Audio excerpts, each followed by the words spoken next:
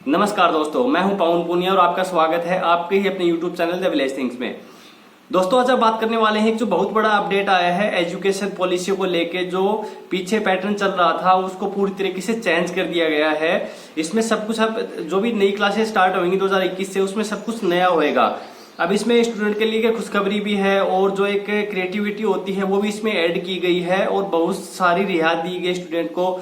जो एक बैग का बोझ हुआ करता था छोटे बच्चों को लेके, जो लैंग्वेज का इश्यू हुआ करता था कि इंग्लिश मीडियम है, स्थानीय भाषा में पढ़ाई नहीं होती है, या फिर कुछ एक चीज ऐसी होती थी कि जैसे कोई इंजीनियरिंग कर रहा है या फिर उसको फिर सिविल की तैयारी करनी है तो फिर उसको अपना पैटर्न चेंज करना पड़ता था। अब उसको आर्ट्स की पढ़ाई करनी पड़ती थी। इस चीज को मद्देनजर रखते हुए सरकार ने इसको पूरी तरीके से एक बार चेंज कर दिया गया। तो आज हम बात करेंगे इसी के बारे में। तो दोस्तों, अगर आप स्टूडेंट है या अगर आपका भाई बहन पढ़ रहा है, कोई रिश्तेदार पढ़ रहा है या आपके अपने बच्चे पढ़ रहे हैं, तो ये आपके लिए बहुत ही इंपॉर्टेंट वीडियो है। इसमें आप पहली क्लास से लेके कॉलेज तक की बात करेंगे और उसमें बताएंगे कि आपको क्या बेनिफिट मिलेंगे न्यू एजुकेशन पॉलिसी से, क्या आपको रियायत दी गई है इसके अंदर। तो दोस्तों, वीडियो को पूरा और ध्यान से देखिएगा। हो सकता है वीडियो थोड़ा सा लंबा हो जाए और अब तक हमारे चैनल को आपने सब्सक्राइब नहीं किया है तो प्लीज सब्सक्राइब कर लीजिएगा। तो शुरुआत करते हैं आज की वीडियो की।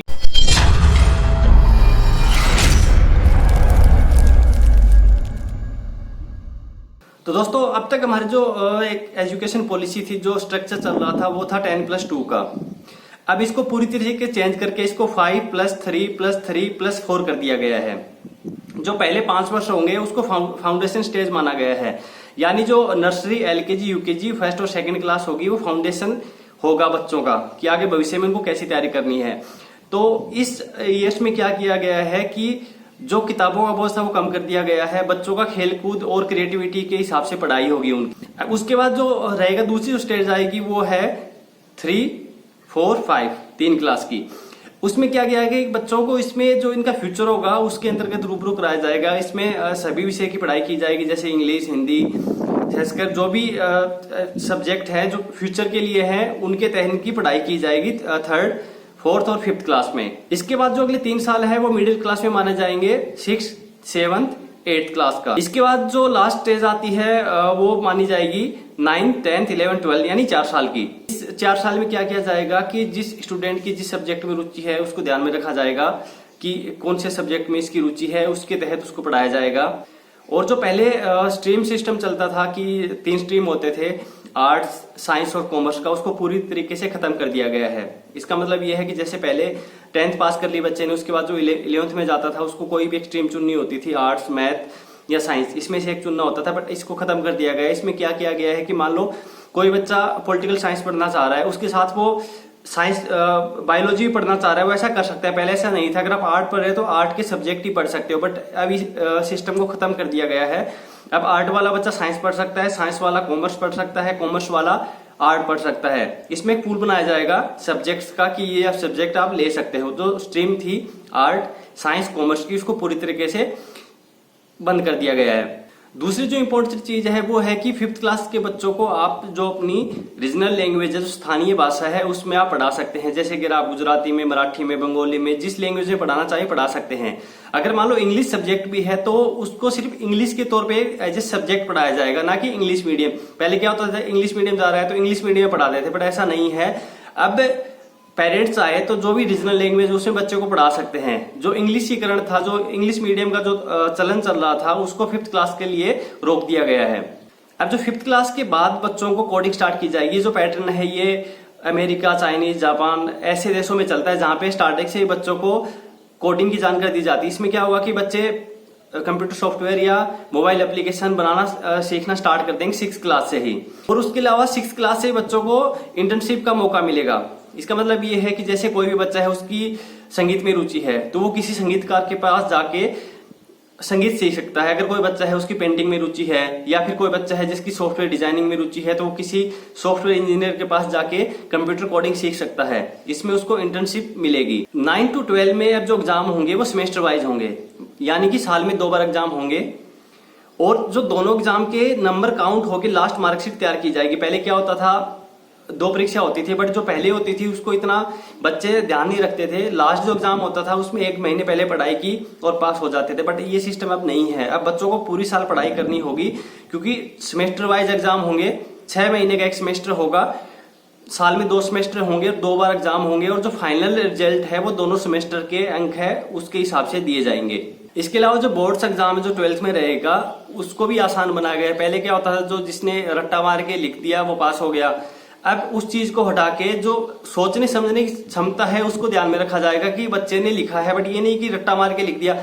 उसकी सोचने समझने की क्षमता कितनी है उसका सब चीज देखा जाएगा कि उसने कैसे उस चीज को एक्सप्लेन किया है, कैसे क्या लिखा है, उसी के बेस पे उसका रिजल्ट आधारित होगा।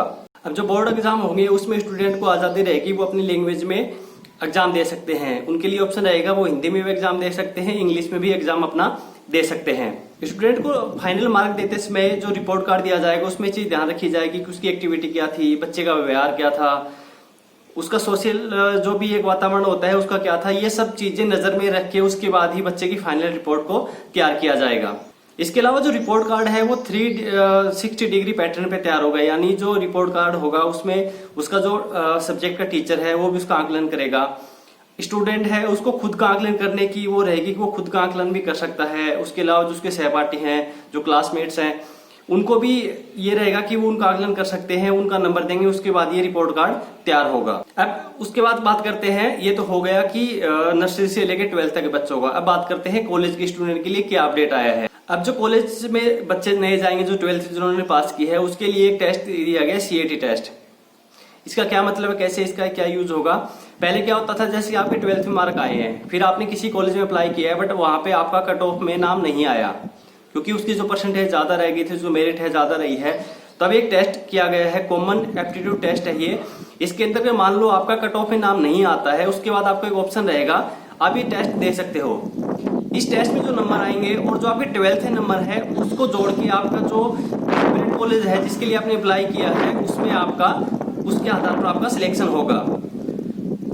अब जो ग्रेजुएशन की पढ़ाई होती थी पहले उसका था 3 साल का होता था, अब उसको 4 साल का कर दिया गया है। अब आप सोच रहे हो कि यार पहले 3 साल का था अब 4 साल का हो गया है, बट उसमें भी बहुत सारा फायदे दिए गए हैं। कैसे मैं बताता हूँ। पहले आप क्या करते थे, आपने फर्स्ट ईयर किया, आपने पढ़ाई छोड़ दी तो आपको कुछ नहीं मिलता था, फिर आप 2-4 साल बाद स्टार्ट करते आपको फिर से फर्स्ट ईयर करना होता था, बट अब ऐसा नहीं है।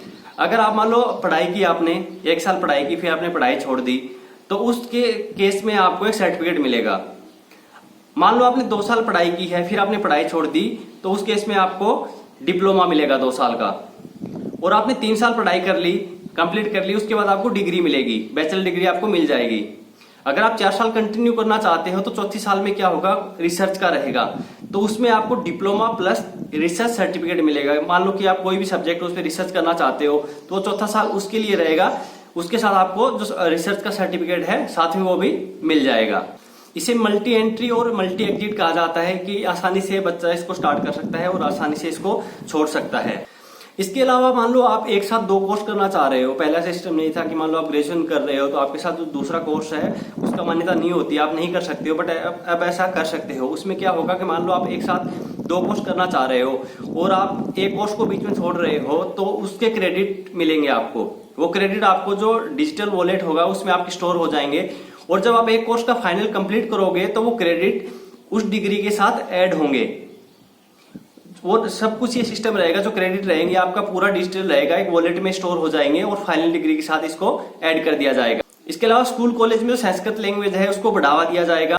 अब एक मेन बात आती है फीस की, क्योंकि सबसे बड़ा इश्यू आज की टाइम में यही है कि प्राइवेट स्कूल जो होते हैं उनको जो मन चाहे वो फीस मांग लेते हैं, और जो पेरेंट्स होते हैं उनको देना होता है, क्योंकि अपने बच्चे को फ्यूचर को लेके उनको देना होता है कि अच्छी पढ़ाई होगी, जो मांग ले देना होता है। बट अब ऐसा नहीं होगा। गवर्नमेंट है, जो भी गवर्नमेंट स्कूल है, जो प्राइवेट स्कूल है, जो प्राइवेट कॉलेज है, उसके ऊपर एक कैप लगाएगी कि उससे ज्यादा वो फीस नहीं ले सकते हैं। ये कैप लग जाएगी तो उसमें जो फीस है इसमें पेरेंट्स को भी राहत मिलेगी, जो इतना उसका जेब पे बोझ नहीं आएगा। अब पहले क्या होता था, जो कॉलेज में पढ़ाई करते हैं बच्चे उसके लिए भी स्ट्रीम खत्म कर दी गई है। पहले कॉलेज में भी ये था, आर्ट था, साइंस, कॉमर्स, बट अब ऐसा नहीं है। बच्चे अगर चाहे तो साथ में आर्ट साथ में साइंस की पढ़ाई कर सकते हैं। मान लो कोई बच्चा है उसको साइंस में इंटरेस्ट है, बायोलॉजी में, बट उसको संगीत भी सीखना है, म्यूजिक भी सीखना है, तो वो एक साथ साइंस और म्यूजिक की पढ़ाई कर सकता है। कॉलेज लेवल पे भी स्ट्रीम था, उसको पूरी तरीके से खत्म कर दिया गया है। तो ये अपडेट थी जो अभी गवर्नमेंट ने दी है। इसके अलावा अगर कोई भी अपडेट, न्यू अपडेट आता है इसको लेके, तो मैं आपको नेक्स्ट वीडियो में बताऊंगा। तो ये आज का वीडियो था दोस्तों, उम्मीद करता हूँ वीडियो पसंद आया होगा। अगर वीडियो पसंद आए तो लाइक कीजिएगा, कमेंट कीजिएगा, सब्सक्राइब कीजिएगा चैनल को, और ज्यादा से ज्यादा शेयर कीजिएगा किसी आपके दोस्त भाई बहन को इस चीज की जानकारी हो सके। नमस्कार।